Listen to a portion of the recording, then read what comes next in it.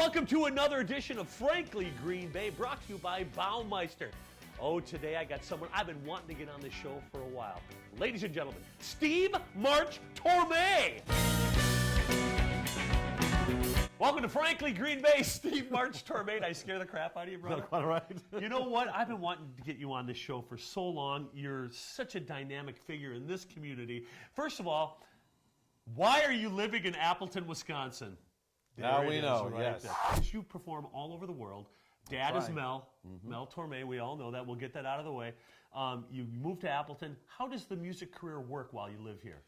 Well, you have to travel. I mean, I do work in Wisconsin. You know, I've been lucky enough to do shows in Madison and in Green Bay and pretty much all over here. But you got to fly. Yeah. And for me, being in the middle of the country and being able to go West Coast and East Coast is a lot easier than going from California all the way to Florida or California all the way to New York. So there've been some benefits to it.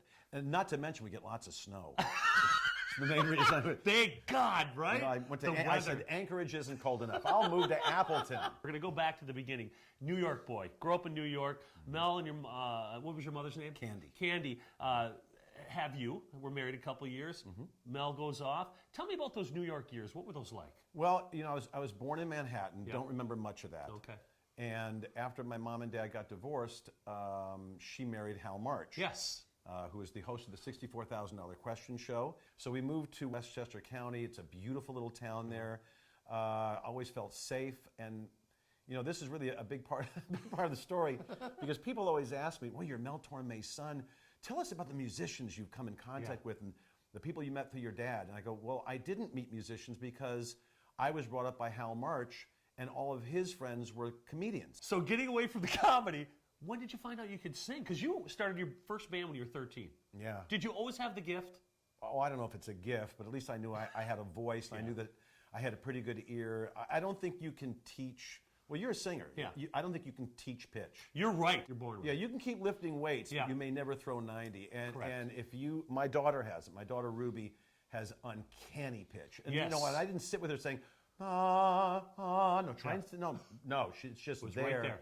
And I got lucky. You know, Mel's my dad, and he had great intonation, and hopefully I got some of it. You moved to Hollywood, and then you were hanging out with some of the Brat Pack, would you say? Yeah, I went to school at Beverly Hills High School, and actually graduated.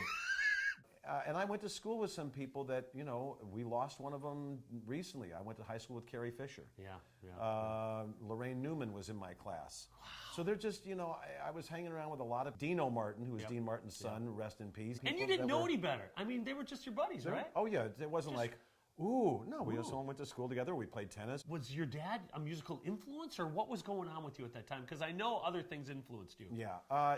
Dad wasn't really a musical influence. I mean, I admired what he did. Yeah. I admired his talent.